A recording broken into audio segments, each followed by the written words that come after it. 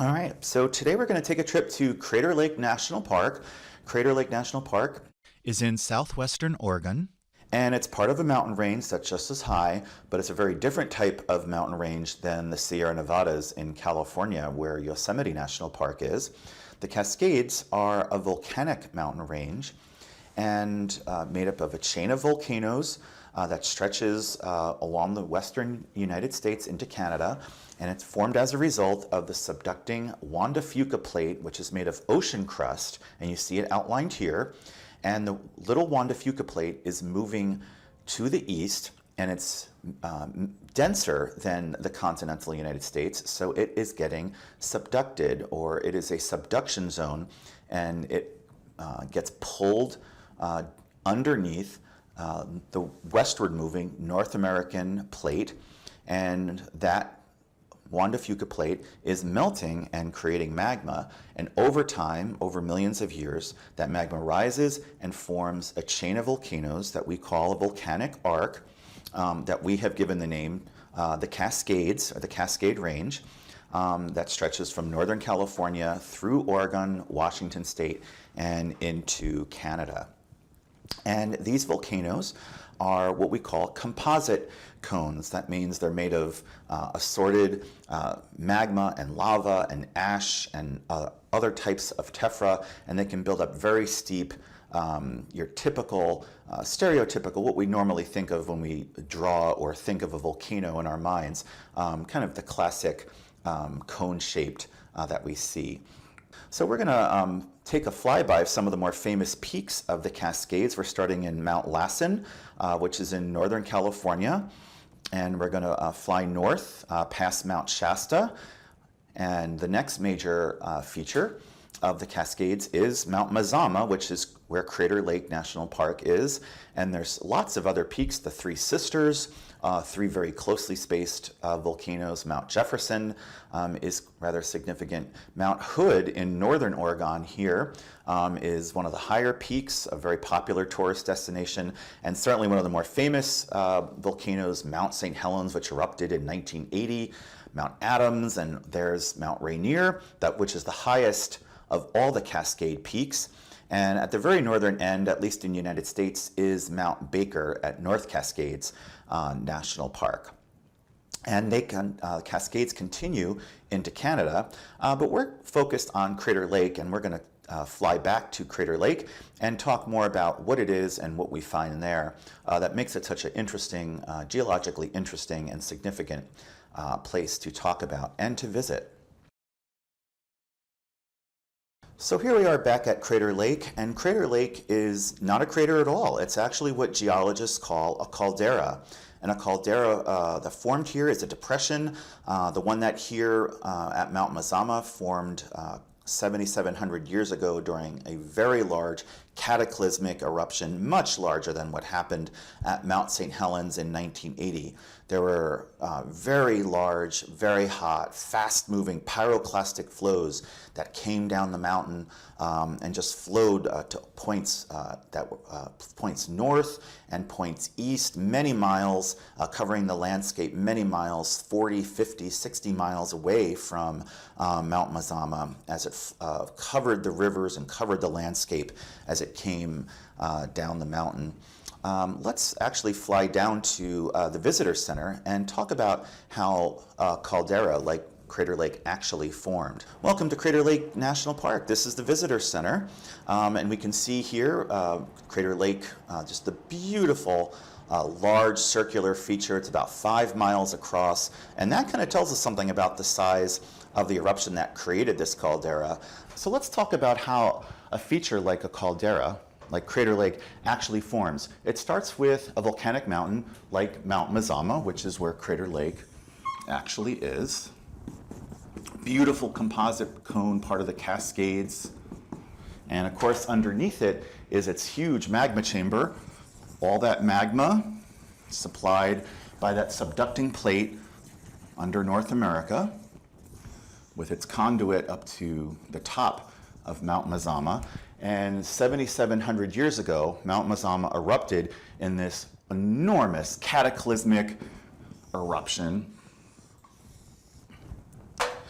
and just a huge eruption all over. It's going miles into the sky, into the atmosphere, spreading many miles all across the western and mountain west United States. Just very violent. And that magma chamber emptied. It happened very rapidly. And as a result, Mount Mazama couldn't support itself anymore since there was an empty space underneath, and that mountain collapsed into itself with that magma chamber, empty magma chamber. And over time,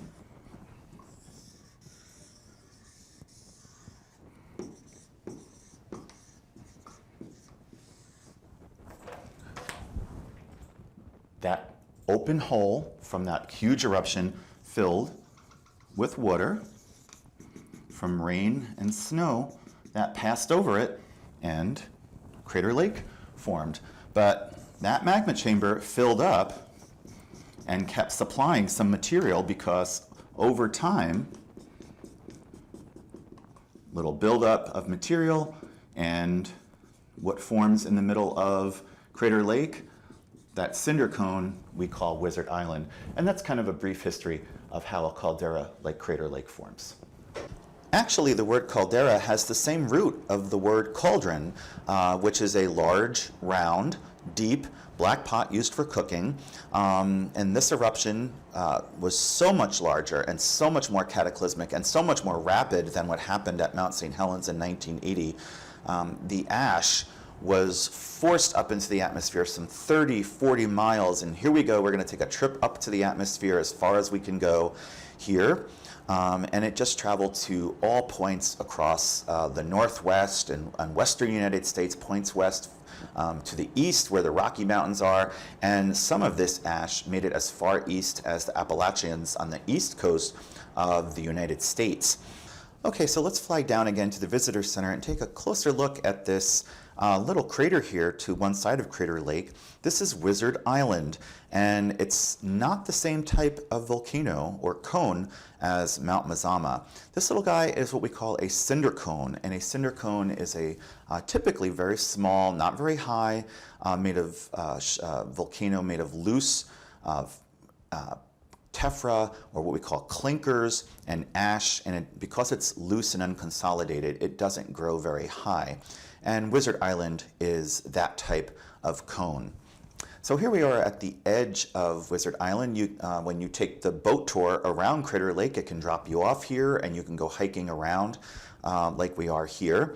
But let's take a look at the rocks around Crater Lake or Mount Mazama. The rocks at the rim are what we call andesite, and they're intermediate in composition, which means that they're about halfway in between what we call felsic and mafic. So remember, felsic has lots of feldspar, as the name would imply, and lots of silica, also as the name would imply.